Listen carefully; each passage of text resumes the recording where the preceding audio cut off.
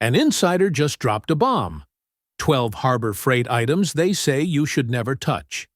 What's so wrong with them that even employees won't buy their own tools? You know what's funny about Harbor Freight? Everyone walks in thinking they're getting a deal. Well, I worked there for 3 years, and let me tell you, some of these bargains will cost you more than you bargained for. Take their wobble kits. Sounds innocent enough, right? These little sets promise to help you remove wheels from trucks, ATVs, even your lawnmower. The price looks sweet too.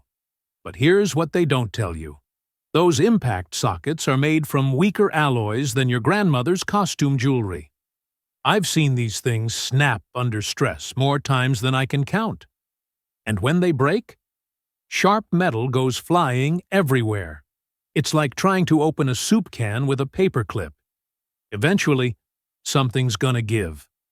The real kicker: most impact wrenches need at least a 6-point socket that's properly hardened. These wobble kits come with 12-point sockets that are softer than butter on a summer day. Even professional auto shops won't touch them. But that's just the beginning of what you shouldn't buy there. These floor jacks look like a steal at first glance. Who doesn't love saving $60 on a 2-ton jack, right? Well, your car might not appreciate the savings when it comes crashing down. The hydraulic seals in these Pittsburgh jacks have a nasty habit of giving up without notice. One minute, you're confidently working under your pickup truck. The next minute, you're scrambling like a crab because the jack decided to take a coffee break. Makes sense why professional shops won't touch these things with a 10-foot pole. But here's the real kicker. They often lack overload protection valves. That's shop talk for if you push it too hard, it'll collapse faster than a house of cards in a windstorm. The hydraulic cylinder typically lasts about half as long as quality models, which explains why you see so many of these gathering dust in garages. Your back and your project deserve better than a jack that quits mid-job. Trust me, the few extra dollars for a reliable jack will save you from both frustration and potential injury. Speaking of tools that quit when you need them most, well, let's talk about Chicago electric power drills. These things look legitimate at first glance. Some even sport fancy LED lights that make you feel professional. But here's the kicker. They'll burn out faster than a cheap light bulb. The brushed motors inside these drills heat up like a toaster that's been left on too long. I'm talking about actual melting plastic here, folks. The housing can literally warp from the heat. It's like watching a $5 hairdryer try to power through concrete. Here's a fun test for you. Try drilling 3 stainless steel screws in a row with one of these bad boys. Go ahead, I'll wait. That burnt plastic smell you're detecting? That's your drill saying goodbye. Most pros won't even look at these things twice. The numbers don't lie either. These drills have about 50% less lifespan than even basic name brand models. For light weekend projects around the house, maybe they'll survive. But anything serious? Save yourself the headache and spend the extra $20 on a Ryobi or Craftsman instead. But power drills aren't the only cordless tools causing problems at Harbor Freight. These red and black cordless ratchets look sharp enough to fool any weekend warrior. The design screams professional tool. But that's where the illusion ends. Here's the real kicker. The gears inside are about as refined as a rock tumbler. After just a few dozen uses, that smooth ratcheting action starts skipping like a broken record. Sometimes it jams completely, leaving you wrestling with a glorified paperweight under your car hood. My buddy learned this the hard way last summer. He was loosening exhaust bolts when the ratchet suddenly slipped, sending his knuckles straight into hot metal. Not exactly the kind of surprise you want when you're contorted under a pickup truck. The battery life? Actually decent. But what good is decent power when the tool quits for mechanical reasons? It's like having a sports car with square wheels. All the horsepower in the world won't help. Most users report the same pattern. Starts strong, works fine for light stuff, then mysteriously develops a personality disorder. One day, it's your trusty sidekick. The next, it's fighting you on every bolt. Speaking of tools that fight back, let's talk about those budget air compressors everyone seems to love until they actually need them. Let's not forget about the Warrior air compressors, because nothing says professional project quite like a tool that gives up halfway through the job. These budget blowers catch your eye with their rock-bottom prices. $49 for an air compressor? Sounds like a steal, right? Well, your wallet might thank you initially, but your sanity won't. The main culprit here is leakage. The O-rings and gaskets fail faster than a diet on Thanksgiving weekend. You'll fill that tank, walk away for 10 minutes, and come back to find it's emptier than a politician's promise. One neighbor told me he quit after just 2 days of roofing work. Talk about timing. But here's the kicker. Even when they're working, the motors are so underpowered you could probably inflate faster by blowing into a straw.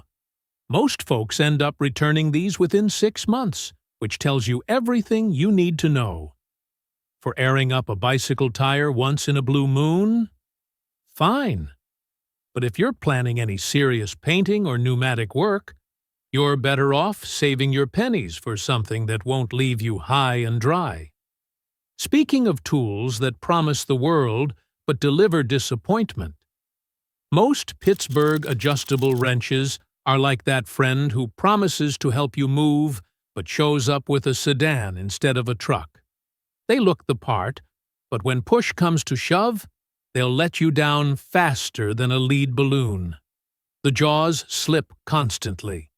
You'll be trying to grab a bolt, and suddenly, whoosh, the wrench slides right off, rounding the edges like you're using a cheese grater on metal.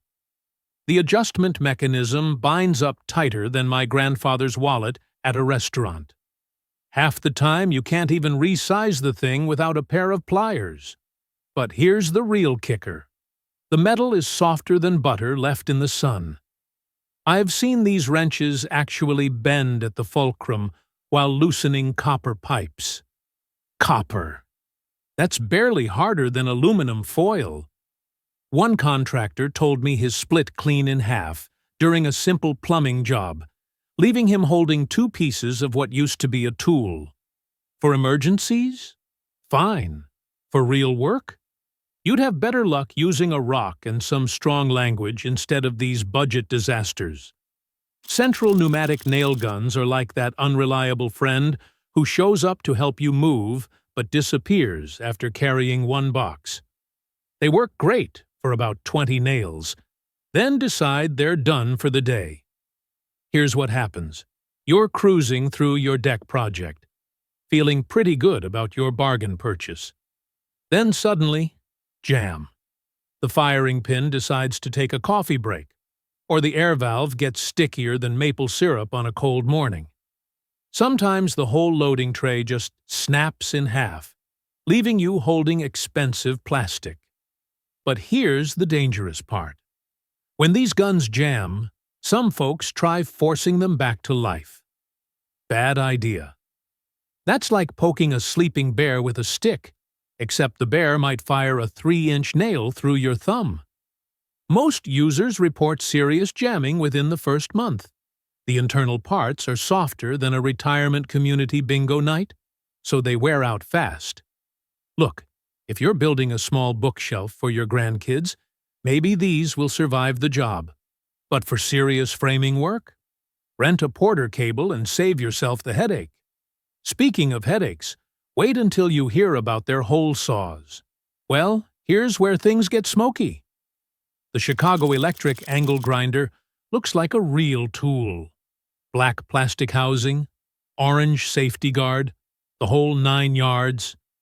But fire this baby up on anything tougher than butter, and you're about to witness a magic show nobody asked for. The motor burns out faster than a campfire marshmallow. I'm talking actual smoke pouring out of the vents while you're mid-cut.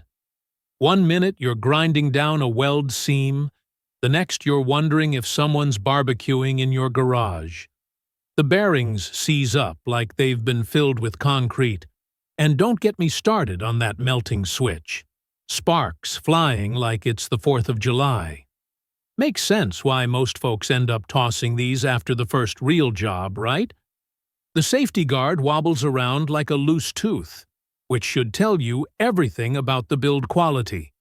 Even cutting ceramic tile pushes this thing to its smoking limit. Save yourself the fire department visit and grab a real grinder.